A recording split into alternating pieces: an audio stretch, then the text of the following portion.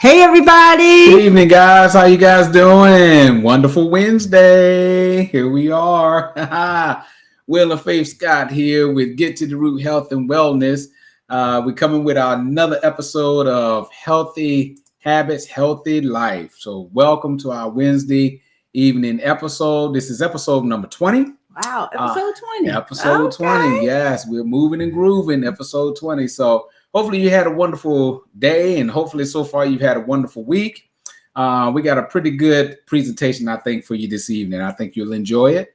We're going to do some interactions, hopefully. So we're looking forward to it, Queen. Yeah. So if it's your first time joining Will and Faith and Get to the Root Health and Wellness, go ahead and hit that like button, hit the subscribe button. Let's connect. Let's get healthy together. We love to come and inspire and motivate you to make healthy choices, to develop healthy habits, to create a healthy life that you are worthy of having. Absolutely. We love to come and share healthy, tasty, whole food, plant-based recipes. Yes. We do fun in-home workouts, and we also love to come and do healthy talks, which is what we're doing now. That's right. So again, if you're joining us, we appreciate you. If you're joining us live, go ahead on, give us a shout out, say hello. Yes. Let us know where you're chiming in from.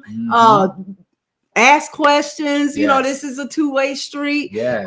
So this is a dialogue, information that Dr. Will be giving us to empower us, right? Yep. To help us make those healthy choices, right? To create those healthy habits. So I love our Wednesday talks. Me too. Because it's empowering. Yes, you know, it's empowering. So we got a few Get to the Root family joining us. And we're gonna go ahead and start giving us some people shout outs. Shout out. Hey Jody, thank you so much for joining us. Good evening, good evening, good evening. We appreciate you joining us, Jody. Got that from? Yeah, it's all good. Thank you for joining us, Jody. So Dr. Will, what is your topic for this evening? Well, now hold on one moment. We got to share our screen here. Okay. All right. Okay, showing screen. So, we got it. Okay. All right, great. So this evening we're going to talk about food attractions, and in particular, we're going to talk about fast and junk food attractions. So we're going to talk about that, and we're going to talk about how and why we are attracted to these types of foods. And we're going to do a little dialoguing from that point on. Okay. Yes. So it's going to be awesome. It's going to be really, really awesome. So I hope you guys enjoy it. Sit back, relax. We're going to take our time, and we're going to try to unpackage this. Okay. Because there's a lot going in with fast food and junk food and the different attractions and addictions and things like that. So I'm not going to go to the stratosphere. So we're going to break it down so it's nice and easy where we can understand it and also learn something from it. Okay. Right. I call it news you can use. There you go, Queen. Thank you, Dr. Will, for keeping it down low for us lay people. Man, for us. We appreciate you. Yes, for all of us. For all of us. Yes. All right. You ready? Yes, absolutely. Absolutely. All right. So let's go on and get into it, Queen. So fast food or fast and junk food attractions. So this is what we're going to do. Let's go and look at our agenda, and we're going to show our agenda here. And what we have is we're going to be talking about an introduction to food attractions, pretty much, where do we get our attraction for food? We're going to talk about that. And what I did was, because there is so vast, when you start talking about fast food, junk food, you start talking about attractions, it is so vast that I'm going to break it down. And I actually, through research, just found like 4 major areas or factors for fast and junk food attraction. Okay, so there are many factors to why we like fast food and junk food. But what I did is through my research, I just picked out 4 particular areas that I felt that was important, and also that I felt that was enough for us to be able to understand, right? So one of them is going to be convenience. One of them is going to be chemical attraction. Another one's going to be financial attraction, and then habit is the last one. So those are like the 4 areas that we're going to look at in reference to the fast and junk food attractions this evening. Okay. That's good. Yes. So with our introduction, so let's go to our introduction here, Queen. Let's get into our introduction, and we're going to look. There we go. Good. So our introduction to food attraction. Okay. in early human history, okay, back when we were hunters and gatherers, food was hard to come by. Very, very hard to come by, you know. During that time, you didn't have to worry about being overweight. Matter of fact, being overweight was not a problem back then. And for certain reasons, and we'll talk about those kind of briefly this evening too. We all have, and still we had, and we still have what we call these built-in fats for survival. Okay, when foods were unavailable, so we still have those. I mean, our physical structure hasn't changed in the many years we've been walking around this earth. So, in early human history, we also like to consume rich foods, but those rich foods were rare during that time frame. You didn't find a whole lot of whole, rich, energy-dense foods during that time. You know, you had a lot of nuts and seeds and honey, and we have fruits and vegetables and things like that. So, but we all had this internal survival mechanism, right? So now we're talking about the introduction to food attraction in human history, but we had this survival mechanism, and each one of us still have this survival mechanism in us, and it's working very, very well today. Okay, so I want to let you know about that. But this mechanism causes us to desire rich calorie foods. Okay, so that's one of the reasons why we want these great energy dense foods. Is because our survival mechanisms, and it's designed through us, is it's an innate ability for us to survive. Okay. So we do that. So many years ago, in order to survive, it only made sense for us to hunt and also find calorie rich foods. Okay, that's what it was. There was no real concept of calories or energy or in different foods. Nobody know about things like that back then. You know, it wasn't discussed. Matter of fact, there was no knowledge of it. Okay, so typically people actually, they saw different foods that they liked, and those were the type of foods that they ate. Okay, basically that was it. So in those times, you know, humans, we just chose and ate fattier, sweet, and other types of foods like that, just to survive. Okay, so those are the types of foods we chose. It tasted good. It was great energy density. So that's what we actually chose. And those are the foods that we ate. Okay, but those are the people that survived back then in those times. Okay, so if you ate those higher energy dense foods, you probably survived, and if you did survive, you passed on your genes, you reproduced, and you made children and children's children, and so on and so forth. However, but there are some humans that did not eat those types of foods, and they didn't make it. They didn't survive. Okay, and the reason why is because the lower energy dense foods was not enough to sustain them at that time. Okay, now on a plant-based diet, we know we eat typically lower energy dense foods, but we eat in so much of abundance of those foods. So back then, foods was very scarce. So they didn't have the luxury that we have today. We can't just go down. Back then, they didn't have a Kroger or a Walmart where they could just walk in and get the abundance of, you know, eating 2 pounds of broccoli. I mean, back then, 2 pounds would probably fed a whole family, you know, or 5 or 6. Okay, so I mean, Queen and I, we was eating 2 pounds individually ourselves, each one of us, you know. So that'll let you know that how scarce food was back then. So, but also to let you know, sweets gives us a dopamine rush. Okay, so remember we was talking about fat, calorie rich, sweet food. So sweets actually gives us a dopamine rush. Okay, and it happens in our brain reward center. And it encourages us to want to have more.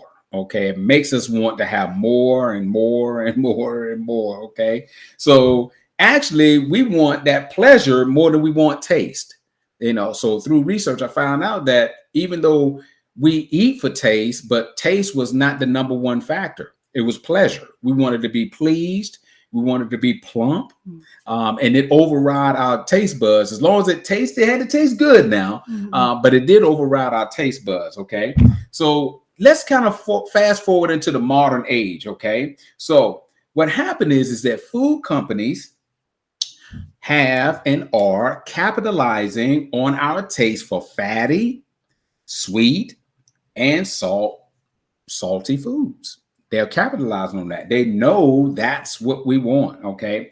So in a society where we don't have, you know, a scarce amount of food, we have plenty for everybody. That was all one of Destiny's books we used to read to her. But it was plenty foods for everybody. Okay. And there's plenty of foods for us now. So, but what happened is that these foods, these types of foods, they actually caused us to eat in excess. Okay. So we had an excessive amounts of food compared to what our bodies needed, and also what we were meant to handle. So our bodies were only meant to handle a certain amount of food.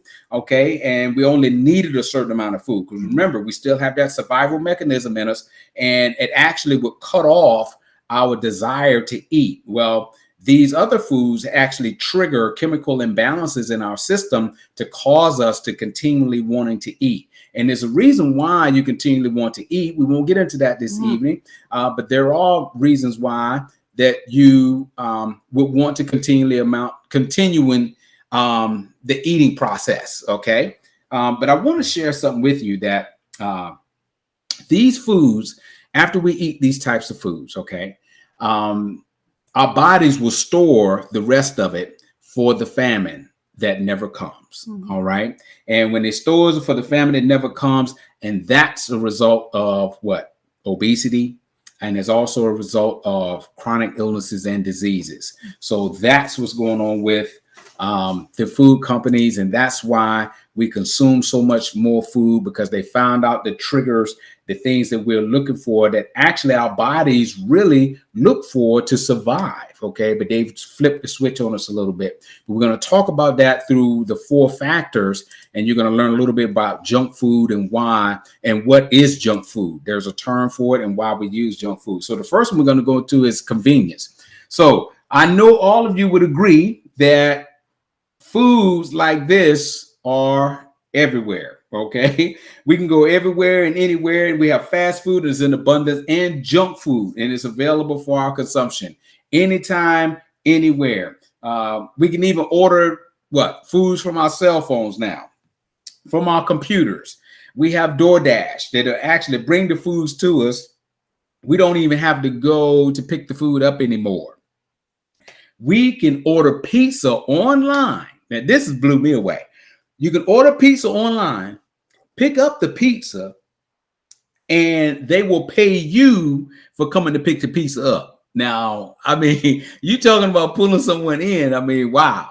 I mean, now you ordered the pizza, went to pick the pizza up, and they're going to give you cash reward for picking up your own pizzas, right? Stores have strategically moved food items around to entice us to purchase certain foods, particularly junk foods and fast foods, at the last moment before leaving the store. Okay. And they make it very convenient, because the foods or these junk foods, they're right beside the register. All you have to do is stick your hand over there, grab it, swipe it, put it in your bag. You're done. You walk out the door, you have these items. So strategically, the stores have even placed these foods and these junk foods and fast foods there for our consumption. So, I tell you. So convenience definitely is driving the train. Absolutely. Of food addiction. You're using a nice word, attraction. Yes. I am using a nice word. Attraction. And just like Queen was saying, that's right. But I didn't want to use addiction because it is so vast. Yeah, well, right. You know, but so attraction. It is the truth. Yeah, attraction.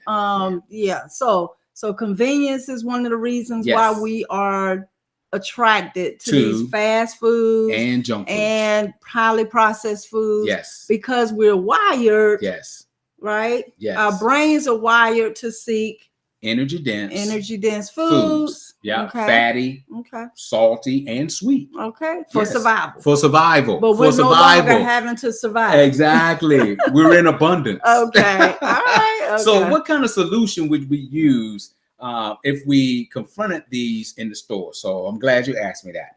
So the first thing I would say is, we'll be good right here, Queen. So first thing I would say is that, first of all, and you can write this down, you make a plan.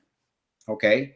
Make a plan of what you need and what you want to purchase before you even get to the store. Okay. You need to do that. Write the plan. What are you in the store for? What do you need it for? What do you need? and this is all I'm gonna get when I go to the store. I mean, sometimes you may go to the store and you see people, they don't get a basket. They just walk around and they fill their hands up or arms or whatever in bountiful amounts of how much they could ever carry, because it prevents them from actually pulling and grabbing things that they don't need. Okay, and that's why people do that. You know, and I first I started looking at them like, why don't they just get a cart?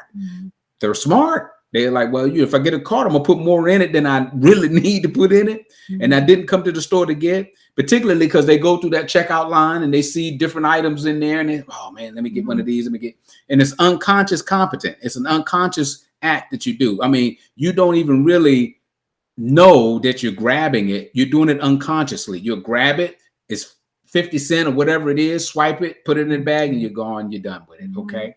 So that's a good solution that you can use. Also, now I want to let you know that if you intervene or disrupt this convenience factor, then you probably most likely be able to resist the temptation, okay, of grabbing some of these fast foods or junk foods, okay?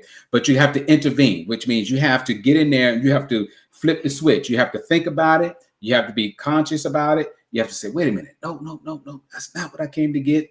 Regardless, put whatever you need to get in your bag and go on and walk out the door. Yes. I found for myself, I cannot go to the store hungry. Oh boy, that's a good I like to eat before I go to the store. Yes. And that prevents me from wanting to grab, especially early on in my healthy lifestyle walk. Yes. Definitely the processed foods, then even if it was plant-based, the more processed foods, I was more attracted to grabbing those types of foods if I was hungry. So I found for me, what works for me is eating before I go to the store. Oh, that's great. And that keeps me from wanting to grab, the highly processed foods. Right. And now, 7 years in, the calorie rich and processed foods, really highly processed foods, really don't call my name. But some things still do, right? So I found that if I eat really good before I go to the store, that I am less apt to buying unhealthy foods. Very good. Yeah, and that's what I found to help me with going to the store, because you can have a list. I mean, that's great. You want to have a list. Yes. But if you're going to the store hungry and starving your stomach's growling. Great point. We're wired to, seek pleasure, avoid pain, conserve energy. And so it's just automatic to reach, calorie rich foods and eat it, because you didn't have to cook it, you didn't have to prep it. It was cheap, it was affordable, it was right there. So I have found for me, when I go to the store, that I must eat before I go. And then I'm less apt to grabbing junk. And what like Queen's saying is so true, because we have other things, other factors that actually affects us when we walk into those stores. Because even after you've eaten, but Queen says something very important. She said, eat good. Yeah. Okay. Eat good. So don't play around with it. Eat good. Because you're going to go into those stores and your sensory perceptions are going to kick in. Okay. And our bodies are wired for a variety of foods. I mean, have you ever eaten somewhere before and you've been totally full, but you're still able to get dessert? And the reason why is because it's a different taste. It's a different taste bud that's being hit. So your brain is already preparing you. Once it smells the food, it's prepping you, your digestive system and everything else, ready to receive this item. Right. So now all I have to happen now is to be convinced that this is good for you. And by being energy dense, you're gonna be like, yes, this is what I need to survive. Yes. Okay. Yes. So you got to be careful about that. Definitely. Yeah. Did you have any other strategies? No, those are two strategies that I was putting down for convenience. Great. All right. So, oh boy, let's get into our chemical attraction. Yes. Fatty, sweet, and salty. Woo, boy, and our brain receptors. So let's talk about food that causes our brains. These foods here, fat, sweet, and salty foods, they cause our brains feel-good receptors. I call them chemicals, feel-good receptor react, okay? It provides us pleasure and the need for more. Exactly. When you eat those items there, those feel good receptors kick in and you like, hey, give me some more of this. This makes me feel good. I love the way it feels. I love the way it tastes. Research has proven that these foods can cause an addictive response in our brain receptors and transmitters, okay, causing us to want more, all right? So only one bite, now listen to this now, one bite of these fatty, sweety, and salty foods engages all of our senses, okay? It engages all of our senses.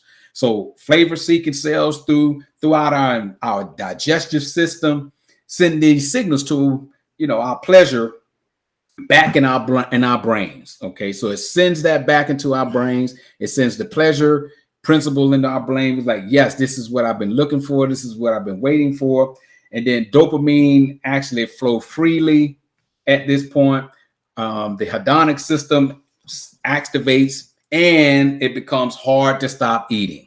I mean, you start just one bite and all of that happens, starts triggering, an effect in our system that cause us to continually to eat. So you want to be extremely careful. Okay. I know a lot of people say, hey, this is not going to affect me, but this is just like a drug. Those items are just like a drug affecting your system. All right. Without you having the hallucinations, that the drugs put on you. These have a tremendous effect on your system and how you respond to your chemical reactions.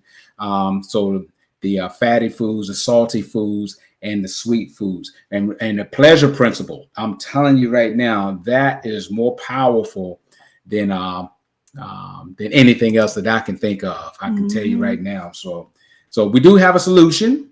We do have a solution for it. So and I don't know. Some people this may work for, some it may not. So the first thing you want to do is you want to focus on the downside of eating these types of foods. Okay. Focus on the downside. So you want to think about these foods when you see them or smell them. You can say, hey, think about the food may have fallen into some poison or something that you feel like totally, I will not eat that regardless. I don't care how hungry I am. I'll just leave this earth without eating it because it's just poison. I'm not going to put it in my system whatsoever. Yeah. Okay. Now, when that happens, what we talked about last week, willpower will kick in. Okay. So you have a certain level of willpower that will kick in that will help you during that time frame. Remember, there's only a short period of time that you have to go through before your body will say, I'm good.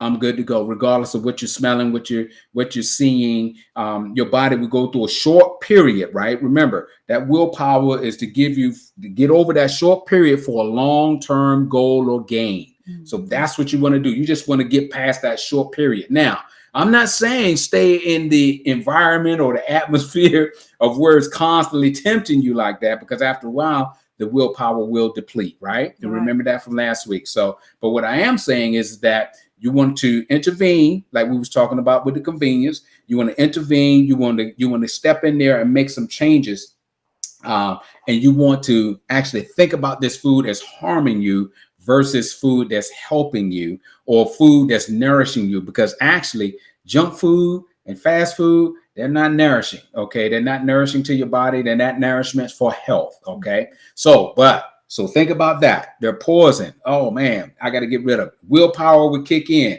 It will help to get you out the door. All right. And then you have to regroup and get yourself back together. So another thing is that you can use alternative measures, alternative types of foods for saltiness and sweetness. Okay. I know when we first started going when we first went plant-based and the children was transitioning, we used a lot of what we call liquid bragaminos. Okay. Mm-hmm. And those liquid bragaminos had a certain sodium content in it that would help satisfy that salty taste. We use things like dates in order to sweeten foods. We use the natural sweetness of the dates. So we had alternatives to still get the sweet and the saltiness, and then we ate the higher calorie dense foods for the fattiness. So we were still getting our pleasure principles met. Mm-hmm. Okay, but we was getting them met through whole plant-based foods. There you go, Queen. Nuts, avocados, there you go. Fruits, dried fruits. Yeah. Yes. Yeah. So yeah, and it's a process. It's a process. Yes, and I would say to that, for the chemical attraction. Our bodies, I'm a firm believer that your body craves what you feed it most. Yes, it does. And with any transition, you're going to have cravings and desires for the foods you used to eat. But I believe the more and more that we eat more whole, healthy, delicious food, because fruit is sweet. Yes, I mean, like pineapples are amazingly sweet. Yes. Dates are sweet. Yes. And the more we feed our bodies, and I'm just using sweet for example, feed our bodies natural sweetness. Yes. Our thermostat, let me speak for myself. My thermostat, my sweet thermostat now, where it was dialed up high, it was set on high for the hyper palatable, highly processed sweet food, just processed junk food. Now I crave fruit. Yeah. Right. For my sweetness, because I've just fed myself enough natural sweetness. Now my body, where it used to crave the junk, highly processed sweet stuff, now it craves fruit as that that sweetness that I want. And I enjoy it, and I get just as much pleasure. My dopamine receptors now go off, right? Because now it's like, oh yeah, she's giving me sweet, because I've eaten enough fresh fruits to now switch that thermostat from the cane sugar and all the processed sugars, all the fake sugars, to now natural sweetness. And now that's what I crave. But that natural sweetness is now the healthy sweetness that my body can enjoy. My dopamine receptors go off, but I'm also now fueling my body with the nutrients, the vitamins, the minerals, the fiber, the water, all that stuff that's going to work perfectly in my body to help me thrive. So I think that cravings never go away, but I think if we just start focusing on eating more healthier food, I know that's what has happened for me. Eating more healthier foods than my body crave now, the healthy foods. Okay, so I believe, in my opinion, cravings never really go away. They don't. It's just that what are you going to do to fill that void, right? That's right. So not the void, but the craving.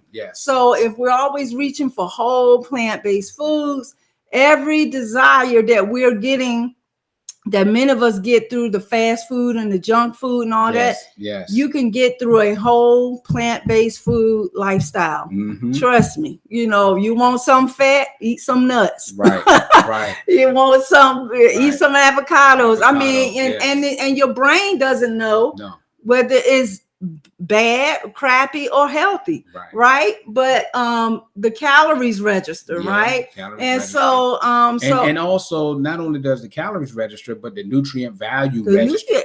Because if your body is not fed nutritionally, it will keep eating until it gets that nutrition. However, if you're eating junk food, which is what I'm getting to tell you about, a little bit about junk food, if you're eating junk food, you'll never reach that.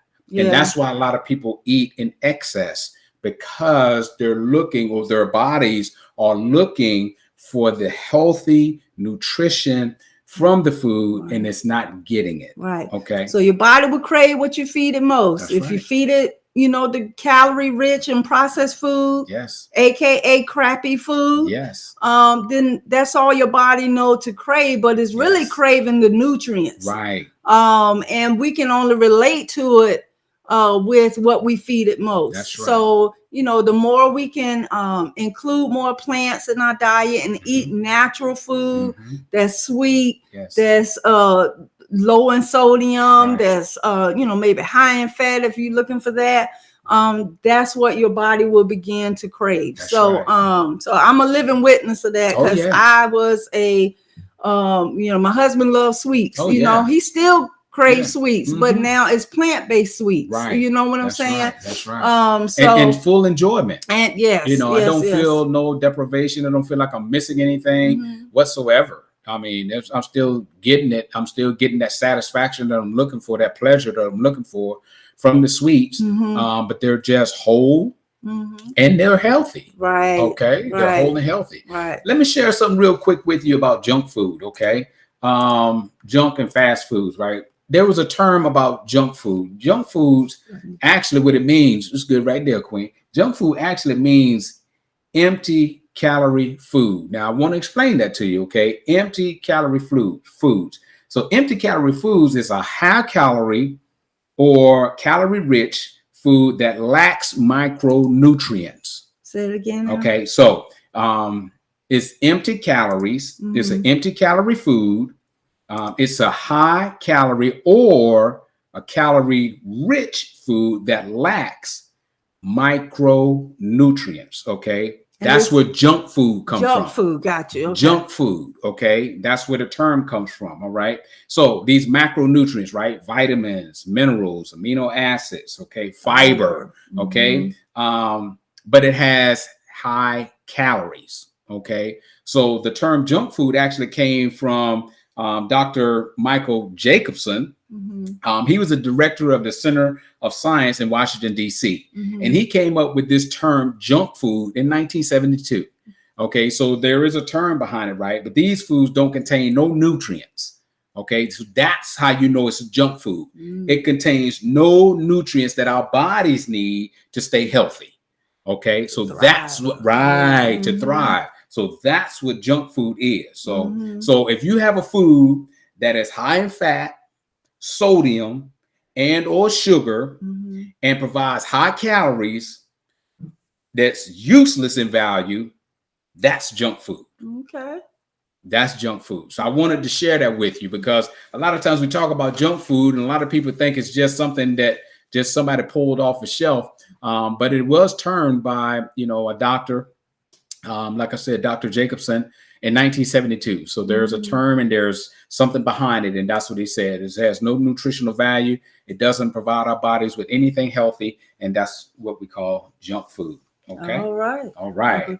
Yeah. So let's go into our financial attraction. Let's see about the financial attraction. So, all right. So I think this is pretty well known by everybody. First of all, most people, we eat what? Junk food and fast food because first of all, it's what? Cheap. It's very cheap. Okay. And we have to take that in consideration these days when we're up here paying $4 and $5 a gallon for gas. Okay. So it's like, what are you going to do? Okay. You got to eat. You got to put gas in your car. You got to do that. You have to make these different decisions. However, we have chose, Queen and I, we have chose to not compromise, because we know our health is our wealth, right? So we're not going to compromise and buy fast or junk foods to give us something that is not giving us, right? Because we're eating for health, right? So we already know that the junk food and the fast food is not providing health. So buying that, it's not an option for us. So we're going to have to buy the foods that people think that are more expensive. But people that say that probably haven't been to a restaurant in a while. And because I can tell you right now, it's always more expensive to eat out than it is to buy food, cook it, and eat inside your own home. Okay. But also it has a higher, longer shelf life. Okay. You can put it on the shelf and you keep it there for 30, 40 years. And well, not that long, but yeah, right. But you get my point. What I'm saying is that, you know, it'll sit there. It's not like broccoli that you have to eat and consume pretty quickly, or other perishable items from the produce aisle. Okay, of course, beans and things like that, rice, they last for quite a bit of time. They have pretty high shelf life. But those are two of the main reasons why people, as far as a financial attraction, why they go that direction. Okay, they can get more bang for their buck, so to speak. You can get more food, if you want to call it food, but you can get more food, you can feed more people and less money. Okay. It was so strategic when McDonald's came out with the dollar menu years ago, the $1 menu. Think about it. I mean, what can you buy now for $1? When I was a kid growing up, we used to could get 2 cookies for a penny. Okay. 2 cookies. Okay. Now you can't get 1 cookie for 50 cents. But what I'm trying to say is that things have changed, times have changed, and people are looking for an easy way where they can save money. So they resort to these cheap foods foods that's providing no nutritional value, but then you end up paying in the long run because your health is what? Compromised. And then you have to buy medicines, and then you have to go to more doctor visits. Now you have to buy bigger clothes. Now you have to buy bigger cars. You have to so things change. You think you're saving actually by buying and eating and consuming these types of foods. However, you're actually in the long run spending more. Okay.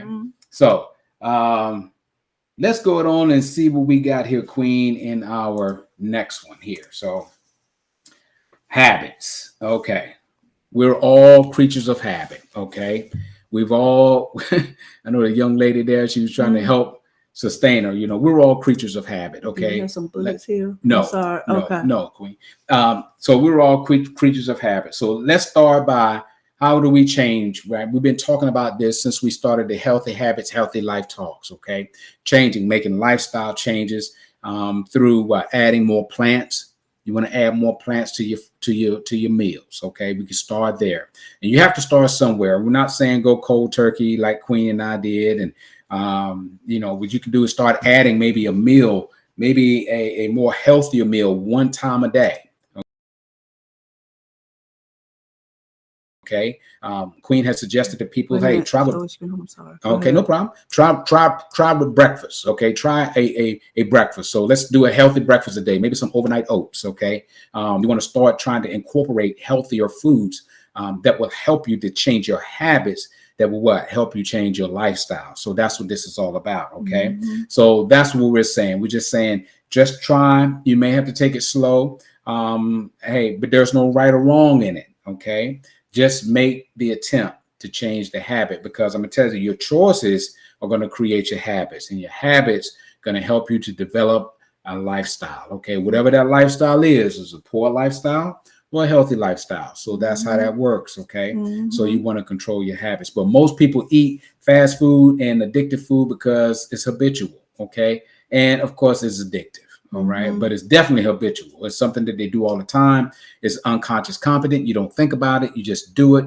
And it's on and on and on and on and on. I can remember years ago when I used to go eat lunch, eat at the dollar menu every day, go get a couple of those cheeseburgers and fries and all that little stuff and not even think about it. And sending my blood pressure up, sending my weight up, and just causing damage and harm to my body. So, and it was a habit. It was a habit every day. You know, I take $3, $4, $5 and I can go get what I thought was a good meal at that time. However, I know better now. Right. I know better now. So you said the 4 main reasons why we are all attracted to fast and junk food is number 1, convenience. That's right. No, let's back up. Yeah. Okay.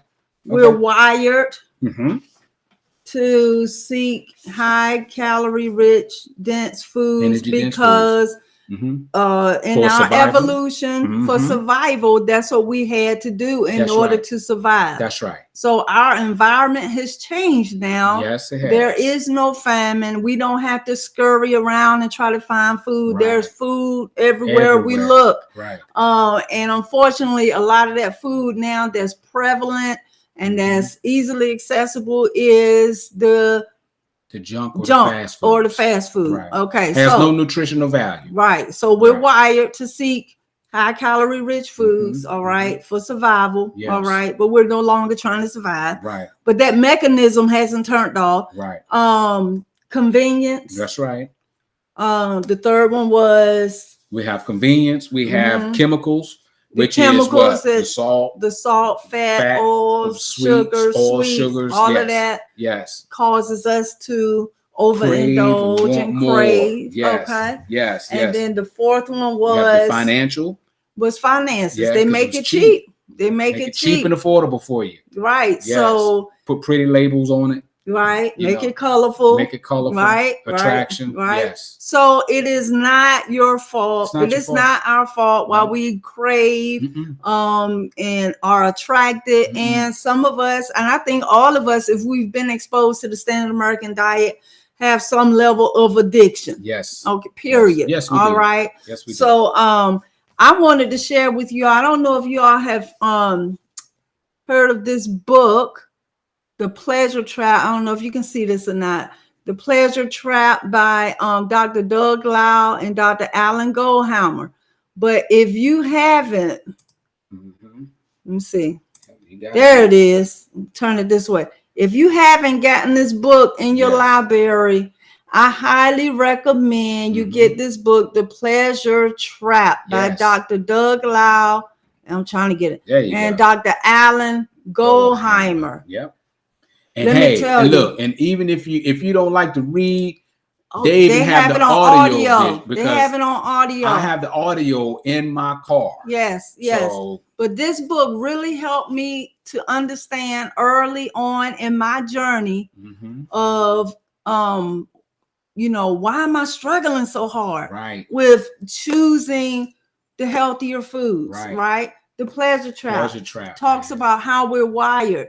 And the pleasure trap is what? Seeking pleasure, avoiding pain, conserving energy. And was it one more? That's it. Okay. That's it. And everything is circled around those things, meaning every decision we make is centered around to please that.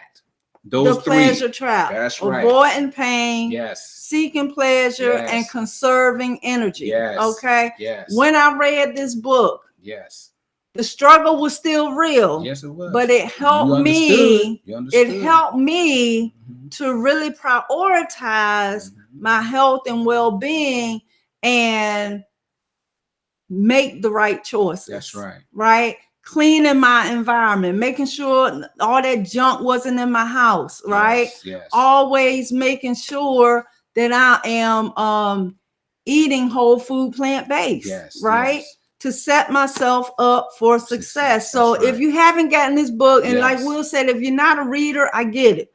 But they got audio books. Okay. I think Chef AJ has, she does the audio on this. And while you're driving to work, we always make time for when we have time for you. Drive Time University. You can be driving along, listening to the book. It really helped set me free. It helped me to understand why we make the decisions we make on a daily basis, all the way down to, the clothes you put on. That's right. What I'm saying? Everything is driven by the pleasure trap. So get this book, even if you got to get it on audio. I think you can get it on Amazon, right? Yes. Right. You can get on Amazon, but get this book and invest in your knowledge base here to help you make decisions, to help you make the healthier choices, right? Understanding that pleasure trap really, really, really set me free. Well, you remember that we talked about motivation maybe a couple of weeks ago. Okay. And one of the main areas in that book is we talk about the motivational triad, and that's what, or triad. And that's what Queen was talking about with the avoiding pain. And see, there's three. Those three areas right there drives everything we do. It motivates us to do things or not do things. Okay. And that's why we do it. And when you read that book or listen to that book, you'll have a better understanding of why we do certain things we do. And it's all driven through our motivation, right? To what? To reproduce, our motivation to have our pleasures met, the motivation to conserve that energy. That's why we don't like to work out. And then also what?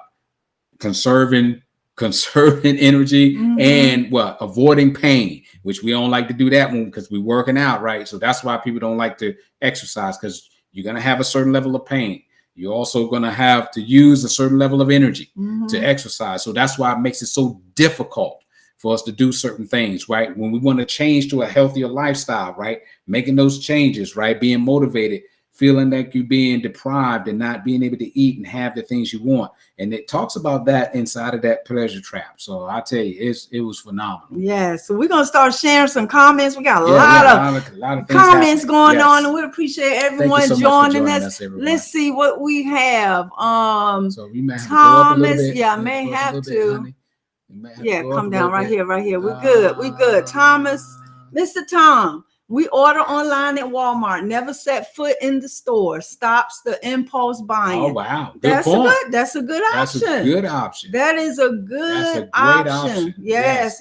So a lot of people are utilizing the online or the pickup delivery. You order online, you drive up, and they, hey, if that works, do it. Hey, you know. I'm personally a little picky about my produce. So I don't know if I ever utilize that service, but I think it's especially if you're not strong enough to avoid the junky food. Yeah. I say order. Absolutely. Avoid it. Don't approach it. You know, resist temptation and it'll flee from you. So definitely the online shopping is a great tool we can all use. Great way to get definitely. Yes. Tiffany Wilkinson, food demonstrations of highly processed foods try to tempt you as well. Yes. That's true. Yes. That is so true. Yes, they do. That is so true. Yes, they do. Let me see. Ann, what you got, Ann? I used to open a bag of chips, eat and shop. Yeah. And I'm guilty. I used to, McDonald's used to be in Walmart. And I used to stop and get some fries, get some for the kids, and we walk around and shop. And so, I think we've all done it. And then get another bag on the way out. That's right. Because they kept it right there. They keep it right there. It was right at the entrance. So you got it when you walk in. And then look, you give it a leave, you said, well, hey, we might as well pick up something before we go home so we can have it to go home with. Yeah, so true. So true. AM. I've got to stay connected to channels like this. I tend to eat the same way as the people I associate with. Oh boy, that's huge right there. Support is huge. Yes, it is. Like-minded, staying connected with like-minded individuals. That is huge. That's social support. That is so huge. I think that make or break a lot of us. And so thank you for connecting with us, AM. You know what, AM, they had an old saying. They say you tend to become like the 5 people you hang around with the most. That's right. So, and that's the thing. And a lot of people don't know psychologically, that's how they're affected.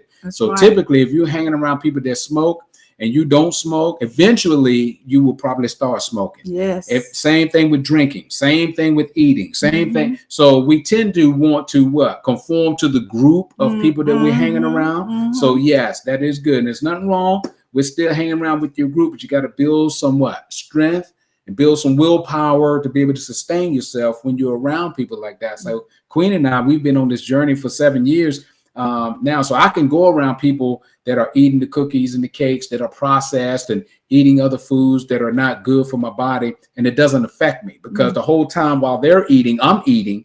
But while they're eating for pleasure, I'm eating because I say, you know what?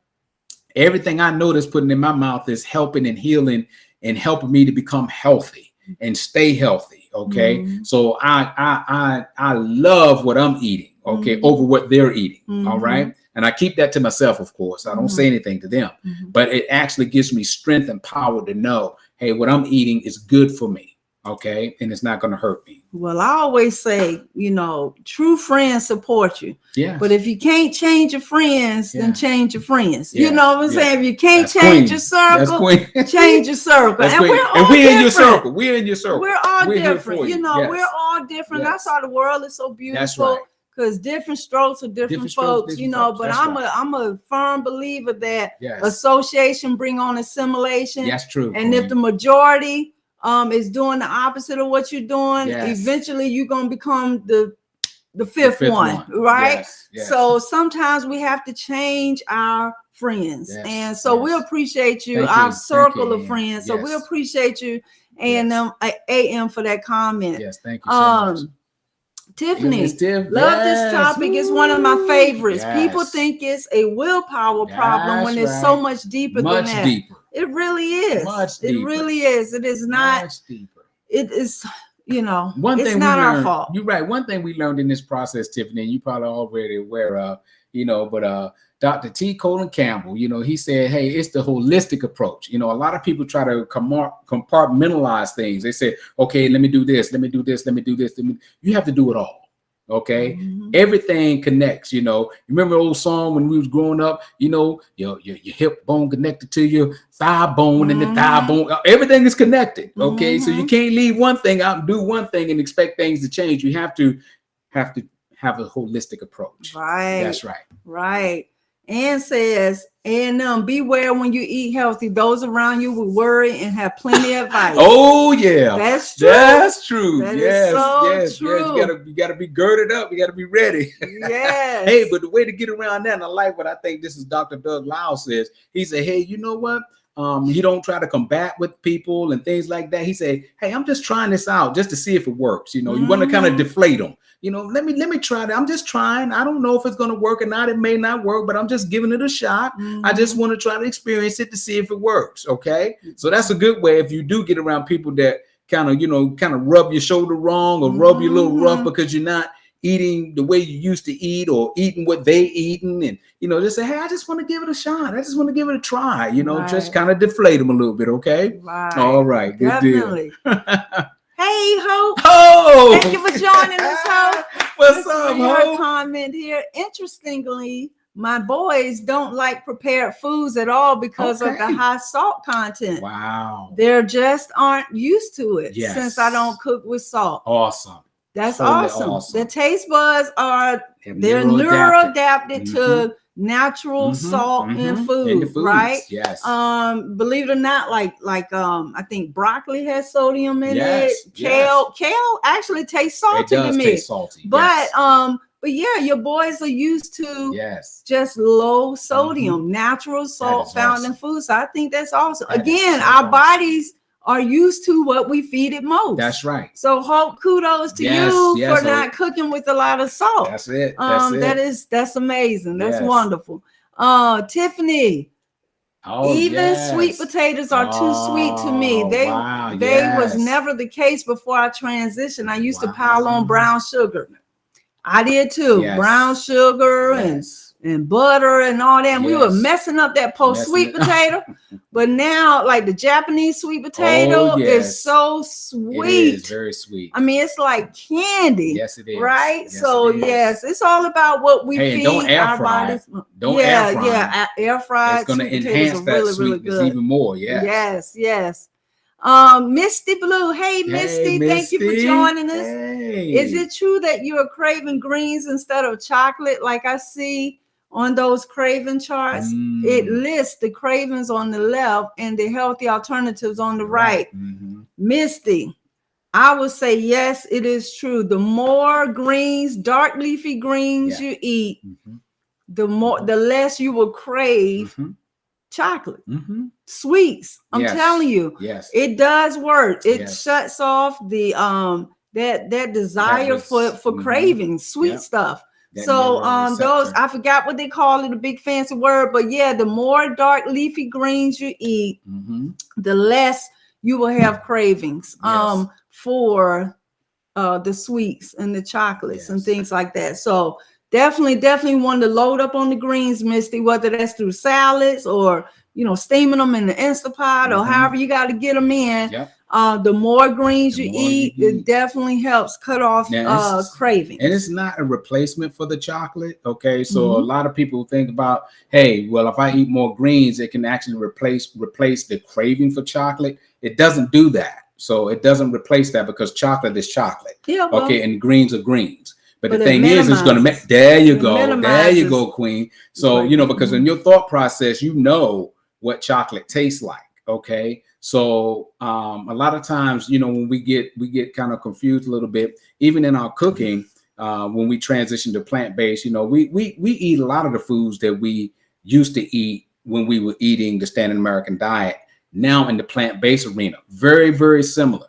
So what we've done is we've switched our thinking.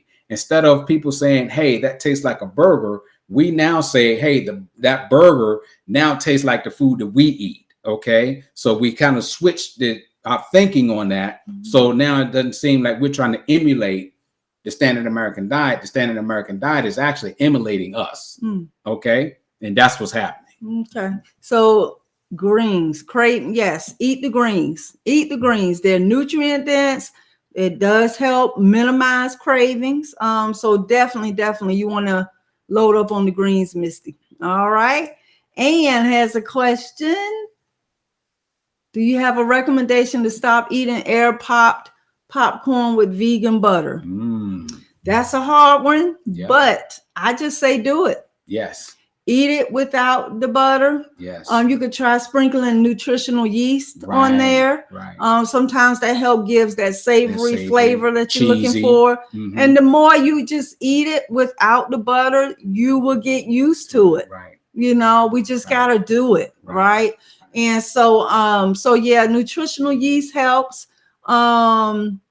Yeah, that's about the only recommendation I'll eat. You just, you got to, first of all, decide whether having that vegan butter on it is it detrimental to your health. Mm-hmm. I know it's a lot of calories for sure. Mm-hmm. And oils are not good for us to consume. Right. So pop your popcorn. An alternative could be sprinkling some nutritional yeast on there and just get used to eating it like that. You just got to keep eating it that way. Right. And you'll get used to it. Yes, you will. Yeah, because I loved me some popcorn with the butter. Yes. But then when I realized that having the butters and the oils and all of that on popcorn wasn't healthy for me, then I just started eating it plain with a little bit of nutritional yeast on it. And there is a transition process. It is. It's a transition process that you have to go through. Yep. But just like if you're transitioning from poor food to healthy food, there's a transition. Your body reacts because of the microbiomes in your gut. Mm-hmm. Okay. And it's vice versa. If you're eating healthy and you transition back over to the standard American diet, your body going to fight you. Okay. Even in that transition. So, but it will go away. It will. It will go away and you're going to be fine. Yeah. Yes. Let me see. Hope. Our rule of thumb is with prepared foods, we're looking for no more than 5 ingredients. Okay. And all of them should be in easily understandable English. Amen. I agree. Amen. That's one of my rule of thumbs for buying anything packaged. Yes. We know the produce aisle, you don't need an ingredient label. Right. But when you start buying stuff in boxes and packages, the first thing I do, I don't believe the lies on the front. Yes. I flip it over, look at the ingredients. And if it's anything in there I can't pronounce, or I need a Latin degree to pronounce or to understand what it is, I don't buy it. Because I feel like if I don't know what it is, my body is not going to know what it is, right? And it's going to make me sick or cause me to gain weight. Yes. So that's a great tip, Hope, the 5 ingredient rule. Absolutely. And everything must be simple English. Yes. Okay. Yes. So that's a good tip. We appreciate that, Ms. Hope. Yes. Let's see. We got a lot of comments here. Angela. Hey, Angela. Thank you for joining us. I used to eat vegan crap. Yeah. Junk food. My body now loves healthy foods since going SOFAs. That's salt, oil, flour, alcohol, and sugar free. Yes. I thank the universe for sending Chef AJ. Let me see. Yes. Sending me Chef AJ. Yes. And I'm looking for the rest of it. Yes. Sending me Chef AJ and Dr. Frank. Yes. Well, when you're ready to learn, the teachers show up. Yeah. That's what we always say. So yes, ma'am. Definitely living a SOFAs-free lifestyle is empowering. And it can break that cycle of wanting the crap, calorie rich and processed foods. So thank you. Thank you for that. Yes. Let me see. AM, we got a few more comments, then we're gonna bring it to a close. I'm finding out that my eating journey. I'm finding that out on my eating journey for sure. I'm working on it. Thank you for this channel. Yep. One day at a time, one meal at a time. That's it. Yeah. Jennifer Cole, thank you for joining us. Enjoyed it. It all makes so much sense. I love all the research to back it up. Thank you guys so much. So glad to be in this circle, in this group. We appreciate you. We appreciate you. We appreciate everybody, man. Yes. We had a crowd out tonight, and we thank each and every one of you all for joining us. And y'all know I always say time is money. Yeah. And we've been up here about 58 minutes, so we're gonna bring it to a close. But just know that, right? You don't have a problem. No. It's just that it was designed for us to be attracted to these junk foods, but we don't have to. And it's the chemicals that's in it. It's what's in the food. Okay, it's the process in the food. It's the process that's in the food. But make a decision to choose healthy foods, right? And healthy foods don't have to be boring. No. Okay, they don't have to be boring. They taste good. They're delicious, and most importantly, It fuels our bodies and it nourishes our bodies. Yes. So that our bodies can heal, repair, restore, and thrive. Yes, okay. That's right. So that's why we always want to choose to eat more plants, because those are the foods that's going to heal, restore, repair, and allow our bodies to thrive. That's so on that note, we appreciate you all for joining us. Next Wednesday, Dr. Kim Shore will be with us on next Wednesday. So please tune in. She'll be talking about fiber. So next Wednesday at 8:30, Dr. Kim Shore will be with us. Saturday, we'll be going live with our fun in-home workouts. Okay. And until then, always remember, everyone, please always remember, your health is your wealth. Okay. Your healthy habits, your healthy choices create healthy habits, and your healthy habits develops a healthy lifestyle that you are worthy of having. That's right. So let's all get to the root of obtaining and sustaining our health by eating more plants, moving our bodies, stressing less, and loving more. So until next time, you all take care. See you guys. We'll see you all on Saturday. Take